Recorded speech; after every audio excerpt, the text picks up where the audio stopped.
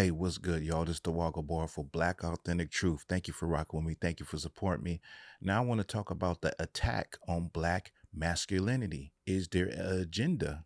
Is there an agenda against Black men when it comes to the image that we see, the images that we have seen over time?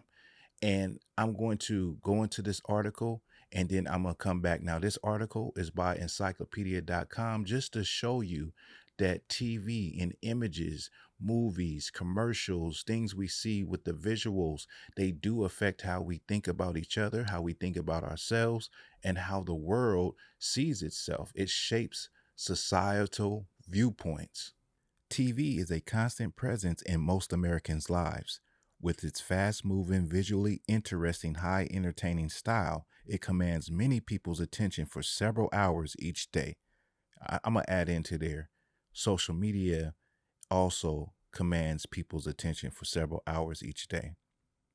Studies have shown that television competes with other sources of human interaction, such as family, friends, church, and school, in helping young people develop values and form ideas about the world around them. It also influences viewers' attitudes and beliefs about themselves, as well as about people from other social, economic, and cultural backgrounds. It influenced the way that people think about such important social issues as race, gender, and class. The few minorities that did appear in TV programs tended to be presented as stereotypes, generalized, usually negative images of a group of people.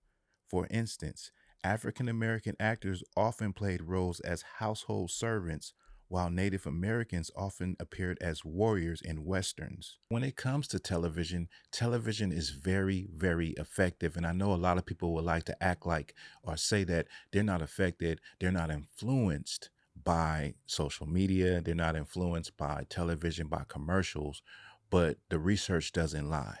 Like, if it wasn't effective, they wouldn't put the images in these advertisements. They wouldn't advertise hamburgers and they wouldn't advertise cars and clothes.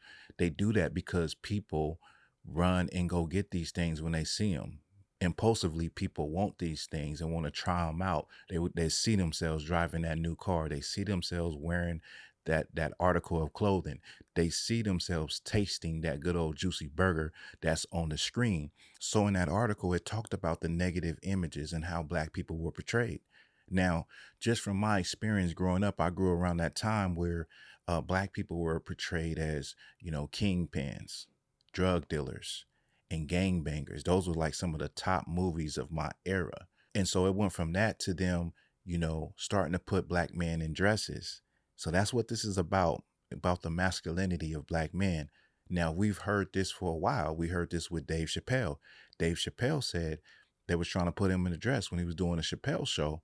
And he said, I'm funny. I don't need a dress to be funny. I'm funny. Why I need to be put in a dress? And they thought that it would be cool and funny and tried to persuade him. But Dave Chappelle was like, nah, you know what I mean? Now, as I'm bringing this out, I want you to remember how what we see shapes our viewpoint. Now, I can go back to, the time where they was putting a lot of terrorist sieges in movies, and it would always be Arabic people that's doing it. And so there's times where you see there's this same thing going on in the movies. Now, another person, well, recently Cat Williams said it. You're trying to put people in dresses, and we know a lot of brothers have wore dresses in movies. One of the more popular ones was Tyler Perry with Medea, which just blew up in the Black community and just took Tyler Perry, to superstardom. You had DC Curry, which was real heavy. What he said was that he couldn't do that. His integrity wouldn't allow him to do that. But it would mess with your head to think, why they trying to put me in a dress when they have Black women that could actually play Black women?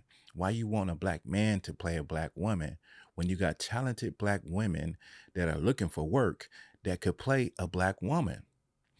And so this is the question we all got to ask ourselves. Even when you the brother, what is his name, Brandon T. Jackson, he said that he put on a dress, but after everything went downhill after he did that, And he's like, Cat Williams was trying to persuade him not to put on the dress. But the question is, why is it us that it seems that they overly try to persuade our people, our men, to put on dresses? It's because of what we read in that article. Those images persuade a person and make a person have a different outlook about black men. Black men don't look so masculine anymore because they wearing wigs and they wearing dresses. And so this thing is, important for them to do, is to tear down the image of a strong black man, of a masculine black man, the way that God made us to be.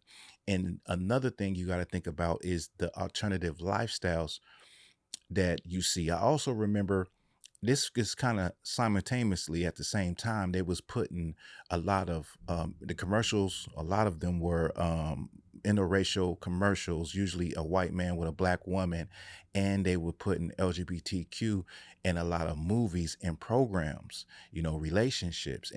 I remember watching a show one time, and it was really good, and then it got to that point where it showed a relationship. I'm like, it doesn't even need that. Like, y'all put that in there, but it was good without that. And you just noticed that it was an effort to put this stuff in the programming. So who are these producers? Who are these people that's doing that? Who runs Hollywood? Who wants black men to be portrayed like that? Who wants black people to swallow the alternative lifestyle phenomenon? Who wants us to accept that and have a different viewpoint? Well, that's another question. That's a whole nother video. You know what I mean? But this is what I'm saying. We as black people have to see that there has been an agenda, because a lot of y'all said it wasn't no agenda. But I think enough black men have come out and said they tried to do this to me. They tried to make me put on a dress and I wasn't going for it. That sounds like an agenda to me. That sounds like a concerted effort to me. That sounds like somebody trying to play us. Somebody's trying to sway us. Somebody wants us to look at each other differently. Now, for the longest, we were looked at in movies as servants, drug lords, criminals, crime bosses. Then they started wanting to put you in a dress. Then they started to, want to put the LGBTQ in there recently. And you see that television programming through whatever visual media you watch, social media, whatever, has an effect on the outlook and how black people view themselves and society. So let me know what y'all think about this. Give me your thoughts and your opinions. And with that, this is Black Authentic Truth.